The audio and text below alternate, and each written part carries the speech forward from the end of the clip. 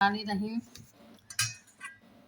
দীর্ঘ 7 মাস পরে আসছি একটা সালাদ নিয়ে আপনাদের কাছে, একদম ন্যাচারাল নর্মাল। এখানে আছে টমেটো, পেঁয়াজ কাটা, টক দই, ডিপে ছিল। এখানে আছে শসা, লেবু, এই যে লেবু, পেয়ারা। এখানে আছে একটা চাট মশলা, এটা সব ভাজা। আপনার তেজপাতা, গরম মশলা, জিরা, তারপরে বিভিন্ন মশলা মিলাইয়া একটা চাট মশলা করছি। এখানে শুধু লবণ।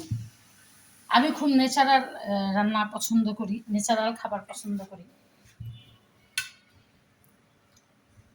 কারণ খিদা লাগলে আমার মাথা নষ্ট হয়ে যায়। এখন বাজে মনে করেন দুপুর 12টা, সোয়া 12টা। তো মনে করেন এখন তো আমি ভাত খেতে পারবো না, আর আমি একবেলার বেশি ভাত খাই না। ছোটবেলা থেকে কেন জানি একবেলার বেশি ভাত খাইতে পারি না আর কি, চেষ্টা করলেও পারি না।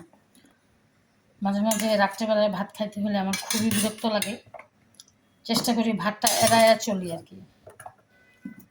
ভাত যে খুব পছন্দের খাবার তা না।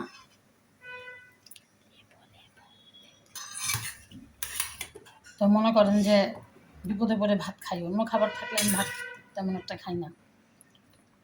উপায় যখন থাকে না তখন খাই। যে দেখেন লেবু আছে। মনে করেন এই যে সালাডটা আছে, বাসায় যদি সবাই খায় এই সালাডটা আমার একদিনে লাগবে, আর যদি সবাই না খায় তাহলে কিন্তু আমার সালাডটা লাগবে না। তা আমি যেহেতু খাবো, আমি অসুস্থ ছিলাম এতদিন, এর জন্য ভিডিও দিতে পারি নাই। যেটা বলছিলাম সেটা হচ্ছে, আপনারা আমাকে ইন্সপায়ার করেছেন। 11টা শেয়ার দেখলাম আমি, তাই আজকে একটা রেসিপি দিয়ে শুরু করলাম।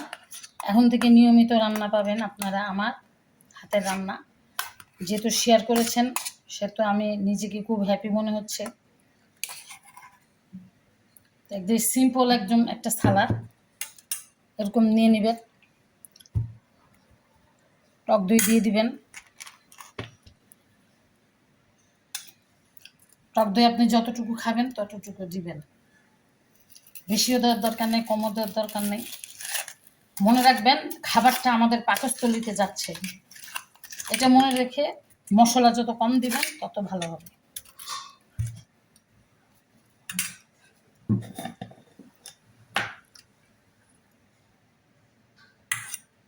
এতে আপনার অনেক উপকার হবে সালাতে, সেটার বলার অপেক্ষা রাখে না। এটা আমার চাট মশলাটা।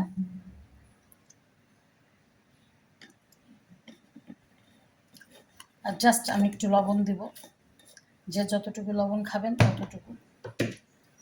এই চাট মশলার ভিতরে আমার 7টা 8টা মশলা আছে।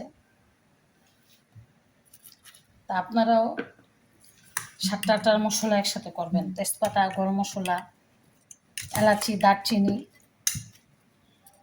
মৌরি, জিরা,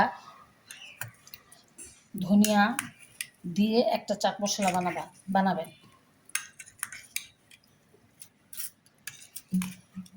সব কিছু কিন্তু ভাজবেন, আলাদা আলাদা করে ভাজবেন।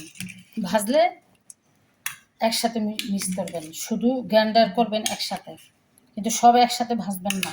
সব কিন্তু একসাথে ভাজা হবে না, পরে কিন্তু টেস্ট আর পাবেন না। চাট মশলা এটা দিয়ে কিন্তু বিরিয়ানি, পোলাও, গরুর গোস্ত, মুরগি সব কিছুতে আমি এটা দিই। তাই এভাবে করে করবেন, খাবেন।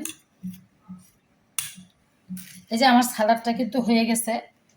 আমি জানি না কয় মিনিট লাগছে আমার সালাডটা বানাইতে।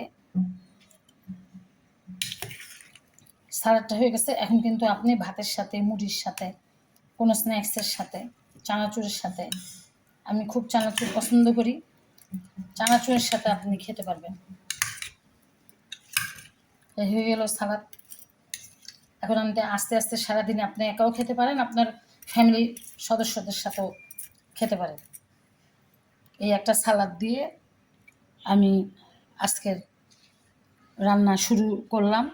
ইনশাল্লাহ এখন থেকে আমার রান্না পাবেন। তো সবাইকে আসসালামু আলাইকুম ওয়া রাহমাতুল্লাহ। সবাই খুব ভালো থাকবেন, খুব সুস্থ থাকবেন, খুব সুন্দর থাকবেন এবং দোয়া করবেন আগামীতে ভালো ভালো রান্না নিয়ে আসতে পারি।